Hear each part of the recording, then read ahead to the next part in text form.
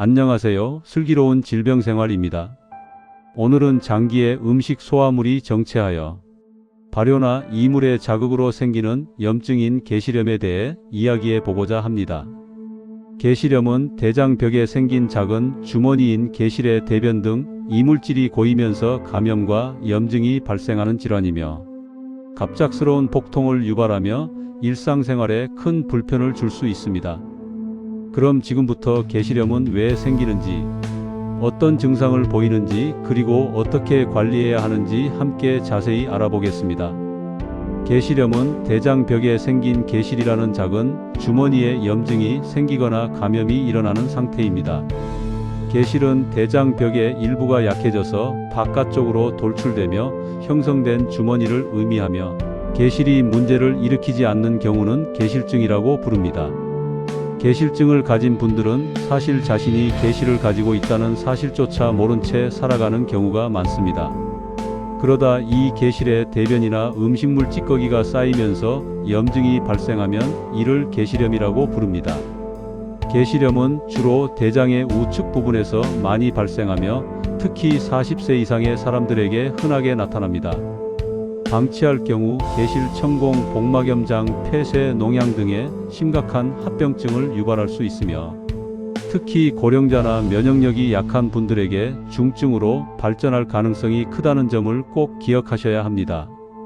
게실은 대장의 어느 부위든 생길 수 있습니다. 흥미롭게도 서양인의 경우 주로 좌측 대장 특히 S결장에 흔하게 발생하는 반면 아시아인에게는 우측 대장에 게실이 더 흔하게 발견되는 경향이 있습니다. 게시렴이 우측 대장에 생겼을 때에는 급성 충수염, 맹장염과 통증 부위가 비슷해서 헷갈릴 수 있으니 주의가 필요합니다. 또한 게시렴은 한번 앓고 난 후에 1년 이내에 20% 정도가 재발하는 것으로 알려져 있어 완치 후에도 꾸준한 관리가 중요하다고 할 수 있습니다. 게시렴은 복합적인 원인으로 발생합니다.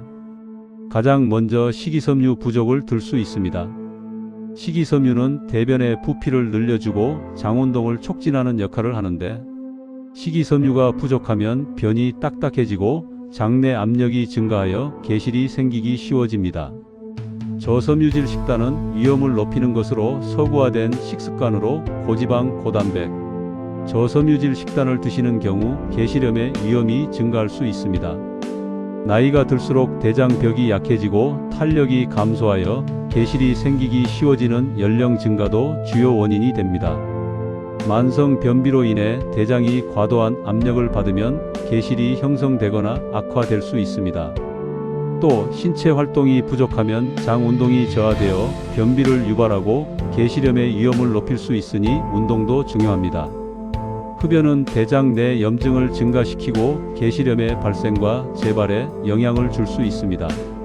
가족 중에 게시렴 환자가 있는 경우 게시렴이 발생할 가능성이 높아질 수 있기 때문에 유전적인 요인도 무시할 수 없습니다.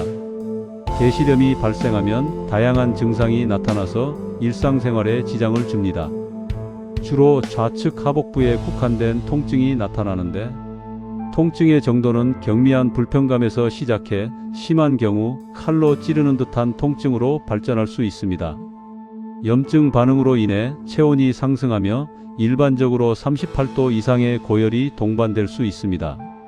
염증으로 인해 백혈구 수가 증가하는데 혈액 검사를 통해 확인할 수 있습니다. 배변 습관의 변화로 변비나 설사가 교대로 나타날 수 있으며 배변 시 통증이 동반될 수 있습니다.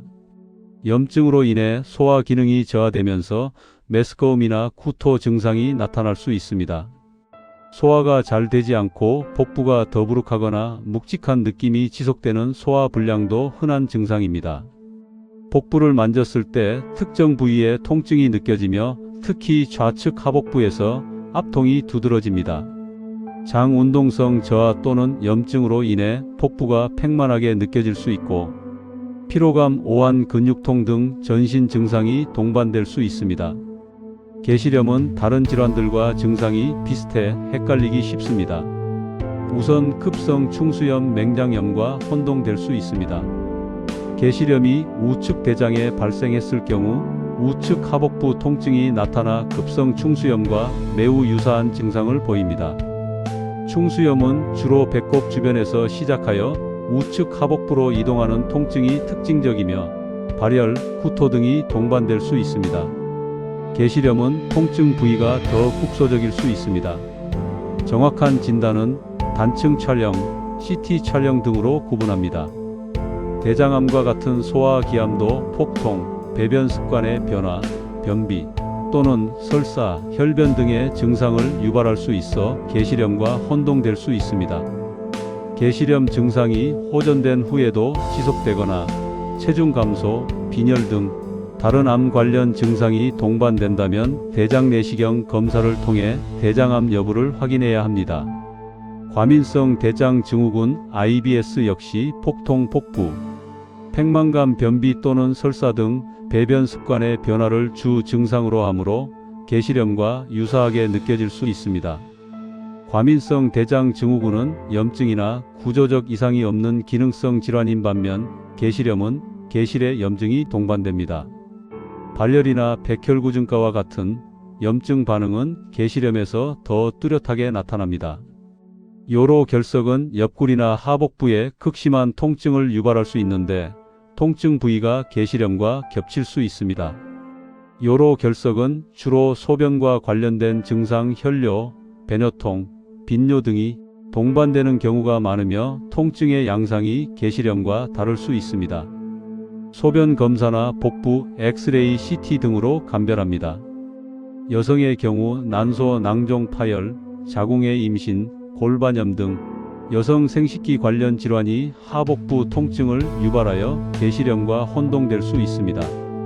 생리 주기와의 관련성, 질, 분비물, 임신 여부 등 여성 특유의 증상 유무를 확인하고 산부인과 진찰 및 초음파 검사 등으로 감별합니다.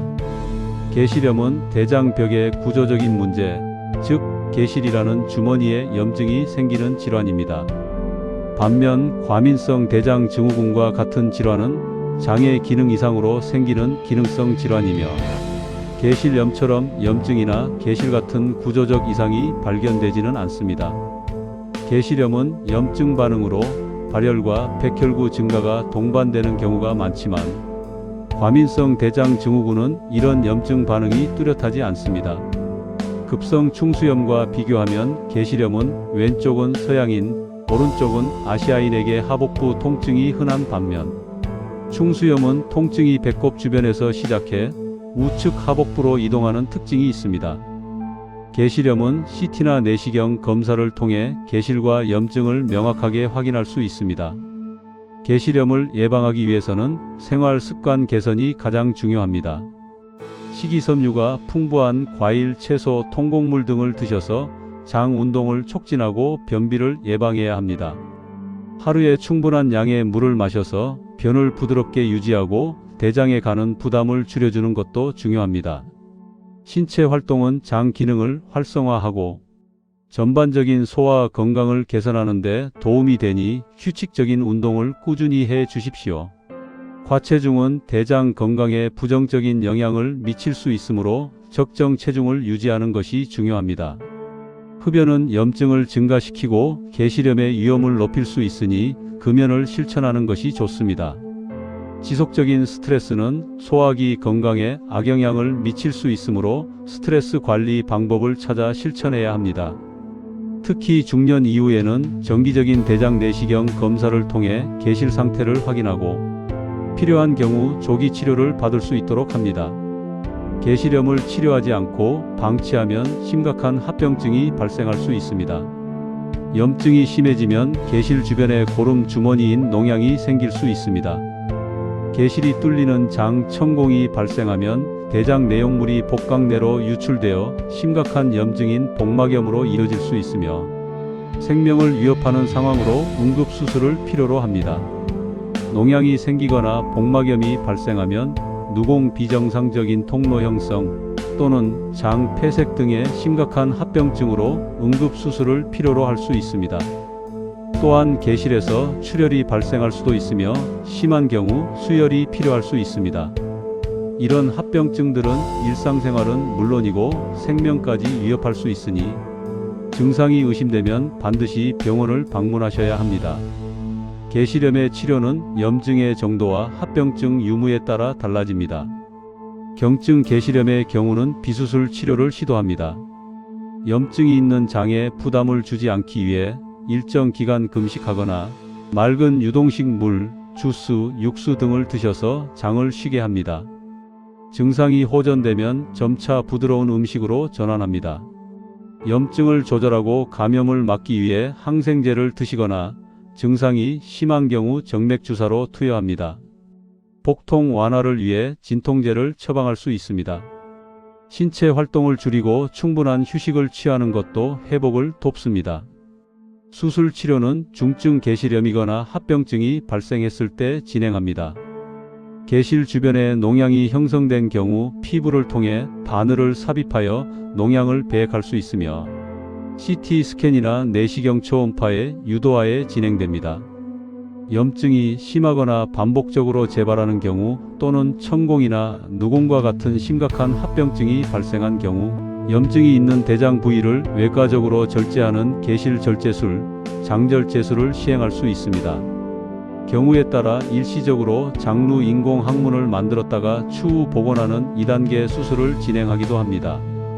장 천공으로 인한 복막염 등 생명을 위협하는 상황에서는 즉각적인 응급 수술이 필요합니다. 완치 후에도 재발을 막기 위한 장기 관리가 중요합니다. 염증이 가라앉은 후에는 섬유질이 풍부한 식단, 통곡물, 과일, 채소 등을 꾸준히 드셔서 변비를 예방하고 장 건강을 유지해야 합니다. 또 섬유질을 드시는 것과 함께 충분한 물을 마셔서 변을 부드럽게 유지해야 합니다. 장 운동을 활발하게 하고 건강한 체중을 유지하는 데 도움이 되니 규칙적인 운동을 꾸준히 하십시오. 비스테로이드성 소염 진통제 엔세이드 사용은 재발 위험을 줄이기 위해 피하는 것이 좋습니다. 치료 후 1개월에서 3개월 이내에 대장 내시경 검사를 통해 결장을 평가하고 다른 질환 여부를 확인하는 것이 권장됩니다. 게시렴으로 수술을 하는 경우는 크게 3가지로 요약할 수 있습니다. 첫째, 게시렴의 합병증이 발생했을 때 수술이 필요합니다. 예를 들어 게실이 뚫리는 장 천공으로 인해 복막염이 생겼거나 고름 주머니인 농양이 너무 커서 배액만으로는 해결이 안 될 때, 주변 장기와 연결되는 누공이 생겼을 때, 장이 막히는 장 폐색이 발생했을 때입니다. 이런 상황들은 대부분 응급수술이 필요합니다. 둘째, 반복적인 재발이 있을 때입니다.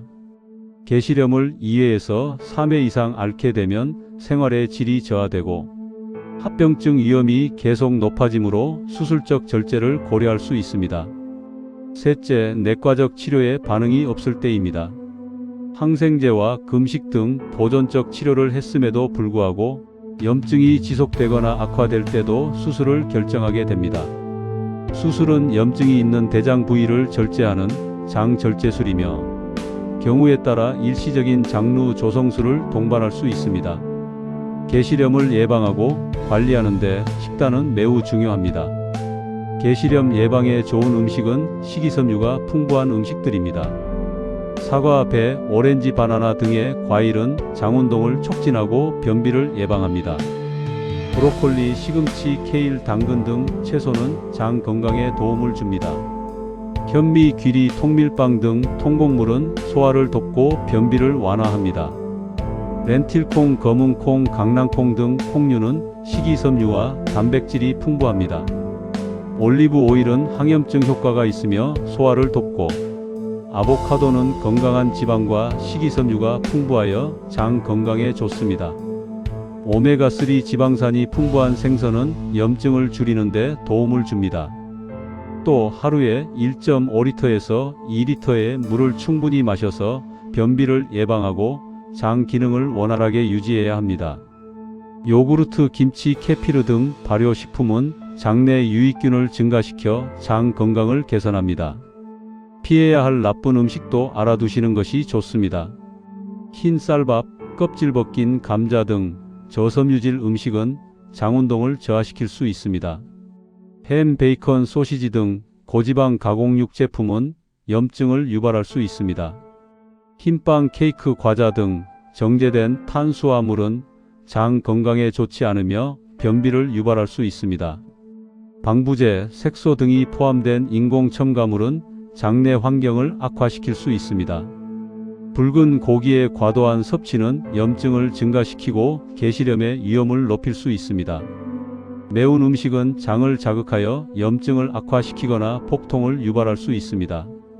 알코올 역시 장을 자극하고 탈수를 유발할 수 있어 게시렴 증상을 악화시킬 수 있습니다. 게시렴에 대해 많은 분들이 모르고 계셨을 몇 가지 사실을 알려드리겠습니다. 게시렴은 계실증과는 다릅니다. 계실증은 대장벽에 작은 주머니가 있는 상태이며 대부분 증상이 없습니다.